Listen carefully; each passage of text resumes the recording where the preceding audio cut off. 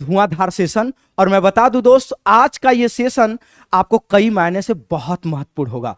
अर्थात आज अंतर्राष्ट्रीय स्तर पर सूचकांक का वो इंपॉर्टेंट क्लास होगा जो एक क्लास कम से कम 2 से 3 नंबर करंट अफेयर्स के लिए मोस्ट इंपॉर्टेंट होगा। क्योंकि मैंने आपसे वादा किया था कि हम आपके बीच लेकर के आएंगे करंट अफेयर्स का मैराथन। मंडे से डेली चलेगा और मंडे से डेली श्रृंखला में मैं आप सभी का बहुत बहुत स्वागत करता हूं दोस्त। तो चलिए शुरुआत करेंगे सेशन का। और हां, ध्यान दीजिएगा कि मैं सबसे पहले अगर मैं आपसे बात करूं तो देखिए, नोट्स बनाइए और महत्वपूर्ण ढंग से चीजों को एक बार मेरे साथ लिख लीजिए। लिख लेंगे, दिमाग पर छप जाएगा। और आइए एकदम धुआंधार तरीके से, बेहद शानदार तरीके से आगे की ओर बढ़ाएंगे। और हां, सेशन महत्वपूर्ण है, लापरवाही मत करिएगा, बस इतनी बात मैं कहूंगा। आइए सेशन की शुरुआत करते हैं। तो सबसे पहले नंबर पर लिखा है वैश्विक आर्थिक, ध्यान दीजिएगा, लिखा है वैश्विक आर्थिक स्वतंत्रता। ध्यान दीजिएगा, जस्ट 1 सेकेंड रुक जाएंगे, जस्ट 1 सेकेंड। चलिए आइए, क्या कह रहा है, बात कर रहा वैश्विक आर्थिक स्वतंत्रता वार्षिक रिपोर्ट की बात कर रहा है।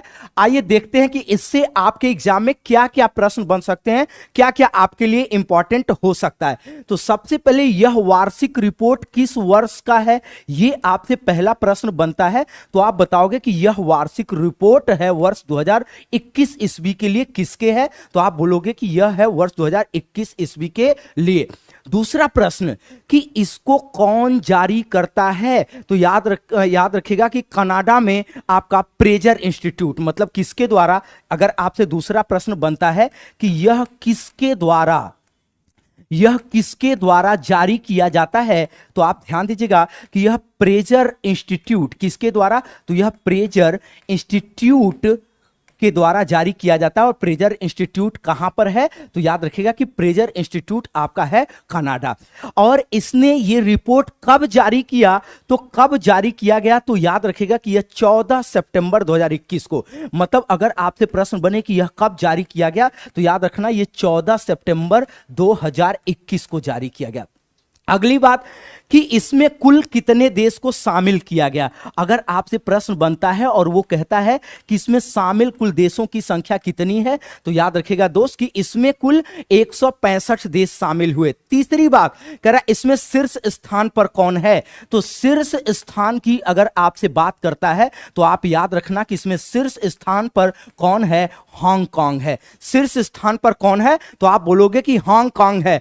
और दूसरी बात, अगर आपसे कहे कि इसमें भारत की कौन सी रैंकिंग है, तो भारत के संदर्भ में याद रखिएगा दोस्त कि इसमें भारत की रैंकिंग है 108वीं। कितनी है, तो आप बोलोगे कि इसमें भारत की रैंकिंग है 108वीं।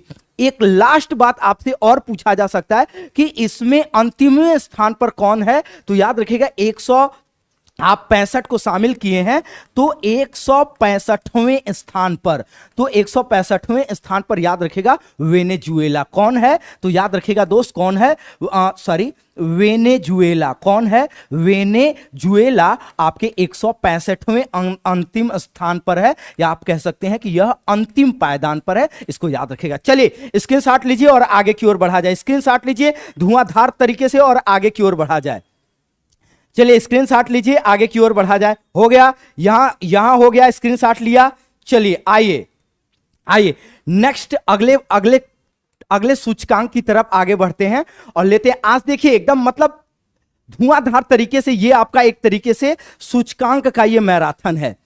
कह रहा ओईसीडी के द्वारा जारी जो आर्थिक परिदृश्य का अंतरिम रिपोर्ट है, ये कह रहा है कि ये अंतरिम रिपोर्ट ये क्या है, इससे कहां कहां से प्रश्न बन सकता है। तो देखिए ओईसीडी के द्वारा ये जो अंतरिम परिदृश्य अंतिम रिपोर्ट जारी किया गया, ये 21 सितंबर, जैसे अगर आपसे कहता है कि यह कब जारी किया गया, तो इसको याद रखिएगा, जब कब की बात आएगी तो याद रखना कि 21 सितंबर 2021 को कब जारी किया गया है दोस्त, तो आपको याद रखना है, ध्यान दीजिएगा कि यह जारी किया गया है कब, तो 21 सितंबर 2021 ईस्वी को यह जारी किया गया। देखिए दूसरा, अगर हम इसमें बात करते हैं तो एक प्रश्न आपसे बनता है वैश्विक जीडीपी का। किससे बनता है? तो याद रखिएगा, एक प्रश्न आपका यहां से बनता है वैश्विक जीडीपी का, कि आर्थिक परिदृश्य के अंतिम रिपोर्ट में वैश्विक जीडीपी का मतलब कितने % वृद्धि दर का अनुमान लगाया गया है।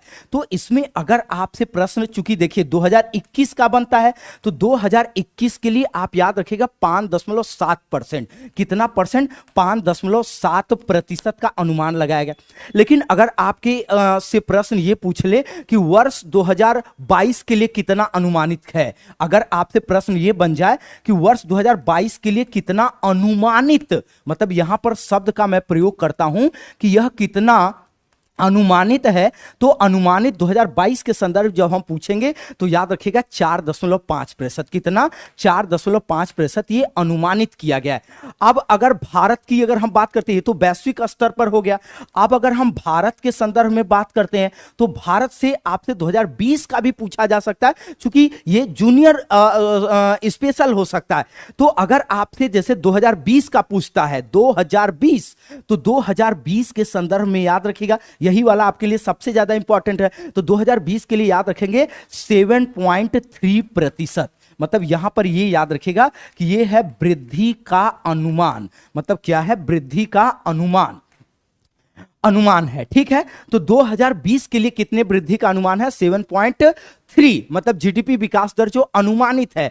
2021 के लिए कितना है? तो 2021 की जब अगर बात की जाएगी तो देखिए 2020 का तो जो प्राप्त किया गया, अब 2021 की बात करेंगे तो 9.7%। कितना? तो आप बोलोगे कि 9.7% ये अनुमानित किया गया है। किस वर्ष का? 2021 का। और जब आपसे बात आएगी 2022 का तो याद रखिएगा 7.9%। क्या? अगर जब आएगी 2022 के संदर्भ में तो याद रखिएगा कि 7.9% ये अनुमानित किया गया है। किसका? तो ये अनुमानित किया गया भारत के संदर्भ में। मोस्ट इंपॉर्टेंट डाटा है दोस्त, इसको याद रखिएगा, ये मोस्ट इंपॉर्टेंट डाटा है। चलिए स्क्रीनशॉट लीजिए, आगे की ओर बढ़ें। चलिए स्क्रीनशॉट लीजिए दोस्त, आगे की ओर बढ़ा जाए। चलिए स्क्रीनशॉट लीजिए, आगे की ओर बढ़ा जाए। हो गया? आइए अगले क्रम पर आते हैं। बिल्कुल। और देखिए आज का सेशन छूटने ना पाए, क्योंकि देखिए सेशन मिलेगा नहीं मिलेगा, क्या होगा बाद में, ये मैं नहीं जानता। सेशन छूटने ना पाए, मैं ये आपको बार बार कह रहा हूं। आइए, वैश्विक साइबर सुरक्षा सूचकांक 2020 मोस्ट इंपॉर्टेंट है। क्या कर रहा है? जारीकर्ता कौन है? सबसे पहला प्रश्न तो यहां से आपसे यही बनता है कि इसका जारीकर्ता कौन है। तो जो हम जारीकर्ता की बात करेंगे तो याद रखिएगा कि अंतर्राष्ट्रीय दूरसंचार संघ। कौन? तो इसको याद रखिएगा कि अंतर्राष्ट्रीय दूरसंचार संघ। क्या? अंतर्राष्ट्रीय दूरसंचार संघ के द्वारा यह आपका क्या किया जाता है? जारी किया जाता है। दूसरा, 2020 वाले में कुल शामिल कितने देश थे? अगर आपसे दूसरा प्रश्न बनता है और कहता है कि इसमें कुल कितने देश शामिल हैं, तो जब कुल शामिल देश की बात होगी तो दोस्त देखिए याद रखिएगा कि इसमें कुल 194 देश। कितने देश? तो याद रखिएगा कुल 194 देश इसके अंतर्गत शामिल किए गए। अगली बात आपसे क्या पूछा जा सकता है? यह कहा जा सकता है कि इसमें शीर्ष स्थान पर कौन है। तो अगर हम वैश्विक साइबर सुरक्षा सूचकांक 2020 की बात करते हैं तो इसमें पहले स्थान पर आपका कौन आया है? तो इसमें पहले स्थान पर आपका आया है अमेरिका। और अगर भारत की बात करता है तो याद रखिएगा कि अगर भारत की बात करेगा तो भारत इसमें किस नंबर पर है? तो याद रखना है आपको कि भारत इसमें 10वें नंबर पर है। अब देखिए ये वैश्विक साइबर सुरक्षा सूचकांक क्या है? लगातार जैसे बिटकॉइंस या क्रिप्टो करेंसी में डिमांड रख करके किसी सरकारी सिस्टम को हैंग कर लेना, किसी बड़े जरूरी दस्तावेज को हैंग कर लेना, ऑफिस कार्यालय में फाइलों को लॉक कर देना और इसके माध्यम से विभिन्न प्रकार के फाइलों को नष्ट करने की धमकी देना, ये इन सब चीजों को आपने कई बार देखा होगा कि बड़ी बड़ी घटनाएं घटी। तो ये वैश्विक साइबर सुरक्षा मतलब सुरक्षा के मामले में कौन देश कितना सजग है, वो टेक्नोलॉजी में कितना आगे बढ़ा है, ये प्रदर्शित करता है आपका किसका? साइबर सुरक्षा सूचकांक। तो चलिए इसका स्क्रीनशॉट लीजिए, तुरंत आगे की ओर बढ़ा जाए। चलिए क्लियर हो गया? हाँ बिल्कुल, भारत इसमें किस नंबर पर है? तो दोस्त याद रखिएगा कि भारत इसमें 10वें नंबर पर है। हो गया, चलिए हाँ आइए अगले क्रम पर आते हैं और नेक्स्ट लेते हैं। कह रहा सतत विकास लक्ष्य सूचकांक 2021, सतत विकास लक्ष्य सूचकांक 2021 की बात कर रहा है। तो इसमें देखिए, अगर हम सतत विकास लक्ष्य सूचकांक की बात करते हैं तो सबसे पहले याद रखिएगा कि सतत विकास क्या है। तो इसको बस एक शब्दों में याद रखिएगा कि प्राकृतिक, क्या याद रखना? प्राकृतिक संसाधनों का, प्राकृतिक संसाधनों का अनुकूलतम प्रयोग, प्राकृतिक संसाधनों का अनुकूलतम प्रयोग, यही है आपका क्या? वास्तव में यही कहलाता है आपका सतत विकास। अब जब हम सतत विकास लक्ष्य सूचकांक की अगर हम बात करते हैं तो इसमें सबसे पहले आपसे यही पूछेगा कि इसमें प्रथम स्थान पर कौन है। तो इसमें याद रखिएगा कि अगर आपसे प्रश्न बनता है कि इसमें प्रथम स्थान पर, तो प्रथम स्थान के लिए याद रखिएगा दोस्त कि इसमें फिनलैंड, कौन सा देश? तो आप बताओगे प्रथम स्थान पर है इसमें कौन? फिनलैंड है। फिर कह रहा कि इसमें दूसरे स्थान पर कौन है? सॉरी, मतलब दूसरा का मतलब सेकंड पॉइंट आपसे यह बनता है कि इसमें भारत की क्या रैंकिंग है। तो याद रखिएगा कि अगर आपसे भारत की रैंकिंग की बात करता है तो भारत इसमें 120वें स्थान पर है। किस पर है? तो 120वें स्थान पर है, इसको याद रखना। चलिए, सतत विकास लक्ष्य सूचकांक 2021 स्क्रीनशॉट लीजिए, आगे की ओर बढ़ें। हाँ बिल्कुल भाई, सुपर टेट स्पेशल है। अभी जो नहीं समझा फिर कोई बात ही नहीं है। चलिए, ये आपके लिए मोस्ट इंपॉर्टेंट श्रृंखला है, सुपर टेट के लिए है बिल्कुल, और आप अच्छे तरीके से इसको नोट डाउन करिए। हाँ हो गया, आइए अगले क्रम पर आते हैं और नेक्स्ट क्वेश्चन, नेक्स्ट पॉइंट लेते हैं और अगले क्रम पर आएंगे। अक्षय ऊर्जा देश आकर्षण सूचकांक, अक्षय ऊर्जा देश आकर्षण सूचकांक मोस्ट इंपॉर्टेंट है। तो याद रखिएगा कि सबसे पहले अगर हम इसकी बात करते हैं कि अक्षय ऊर्जा देश आकर्षण सूचकांक में कुल कितने देशों को, अगर आपसे एक प्रश्न बन जाए और वो प्रश्न आपसे कहे कि इसमें शामिल देश, तो अगर जब आपसे शामिल देश की बात करता है तो याद रखिएगा कि इसमें कुल शामिल किए गए 40 देश। कितने देश? तो याद रखिएगा कि इसमें कुल शामिल देशों की संख्या कितनी है? 40। अब अक्षय ऊर्जा देश आकर्षण सूचकांक है क्या? तो इसमें आपको यह बात याद रखना, अक्षय ऊर्जा मतलब जो ऐसी जिनको हम रिन्यू करते हैं, ऐसी एनर्जी में बढ़ावा देने के लिए, तो ये आपके नवीनतम स्रोत की बात कर रहा है।